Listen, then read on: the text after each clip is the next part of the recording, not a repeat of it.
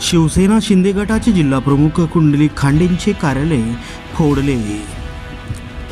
पंकजा मुंडे, धनंजय मुंडे यांच्याबद्दल आक्षेपार्ह वक्तव्य करण्याबरोबरच मराठा आंदोलक जरांगे पाटील यांच्याबद्दलही एकेरी भाषेत बोललेली कथित ऑडिओ क्लिप सोशल मीडियावर व्हायरल झाली।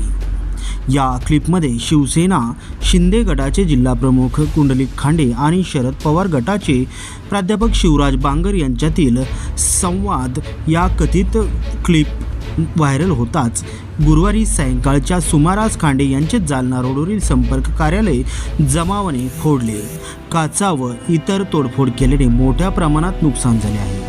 ही माहिती समजताच पोलीस प्रशासन घटनास्थळी धाव घेतली, बंदोबस्त वाढवला आहे।